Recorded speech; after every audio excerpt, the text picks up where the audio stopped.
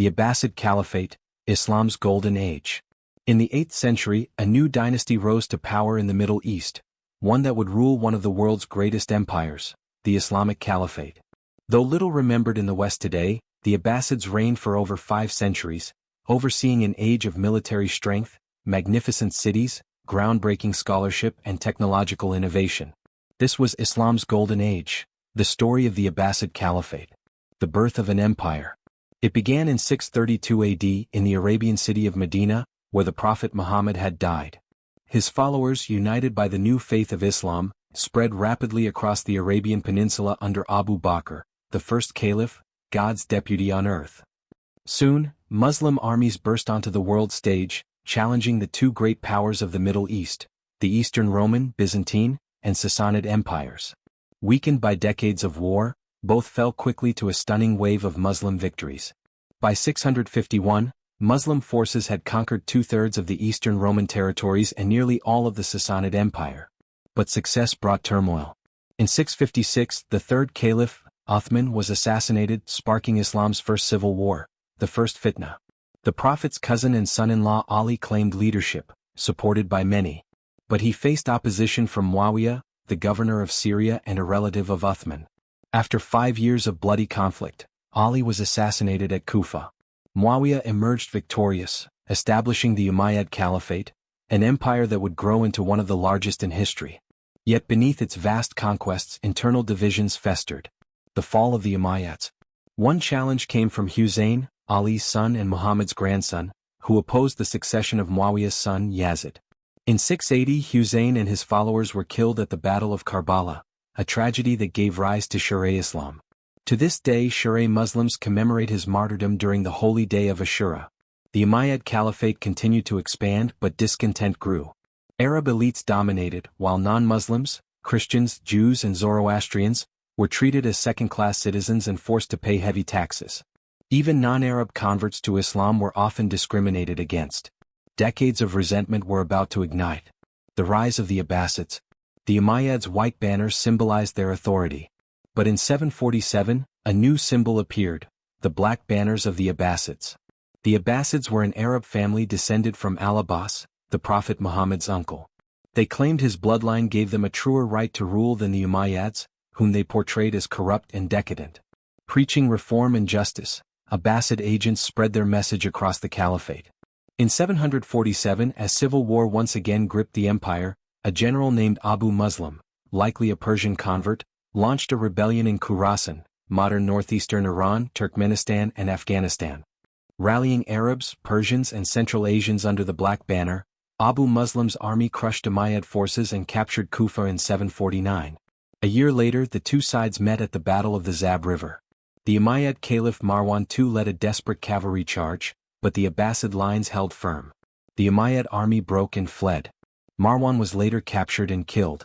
The Umayyad dynasty was wiped out, its members hunted down across the empire.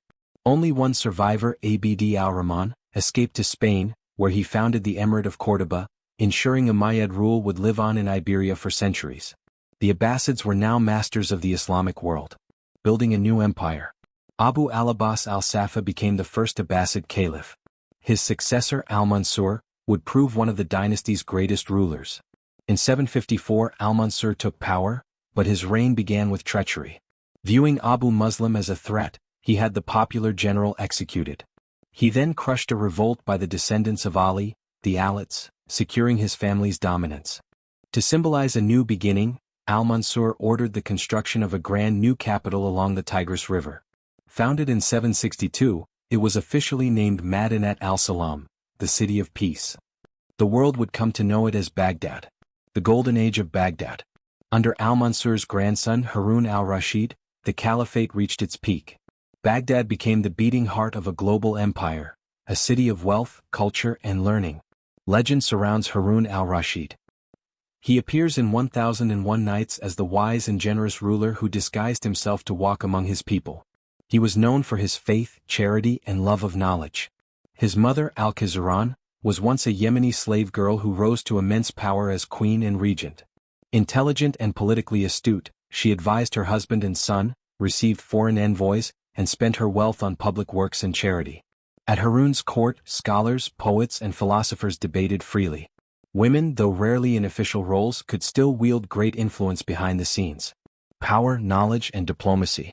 The Abbasid government was highly organized, borrowing much from Persian administration.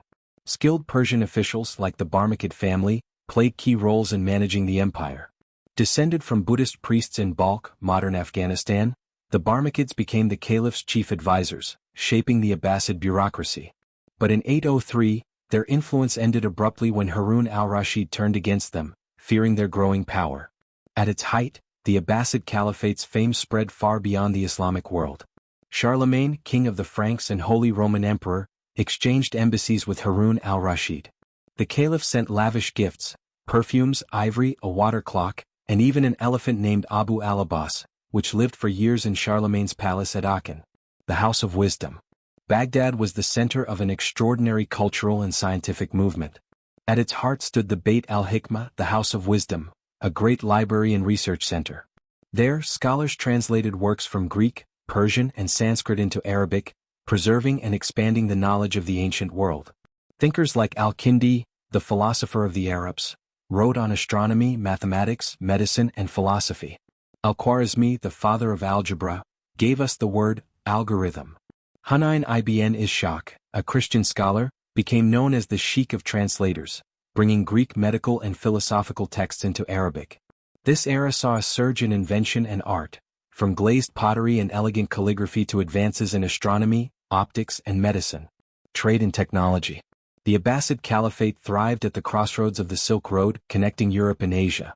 Caravans carried silk, spices, ivory, and precious stones through bustling cities. To support trade, the Abbasids built new roads, inns, and wells across their territories. From China came one of the most transformative technologies, paper. Under Abbasid rule, papermaking spread throughout the Islamic world, revolutionizing administration, literature, and education. Paper was cheaper than parchment or papyrus, helping make the Islamic world one of the most literate societies in history. War and decline. For centuries, the Abbasids fought the Eastern Roman, Byzantine, Empire along the frontier. Harun al-Rashid himself led campaigns as far as the Bosphorus, forcing the Byzantines to pay tribute to the Caliphate. But by 809, rebellion erupted in Khorasan. While marching east to confront it, Harun al-Rashid fell ill and died. His death ended a golden age, a time of peace, prosperity, and cultural brilliance. But his efforts to secure a smooth succession failed, plunging the Caliphate into renewed civil war. In the next chapter of Islamic history, new powers would rise, slave soldiers, rival dynasties, and eventually the devastating invasion of the Mongols,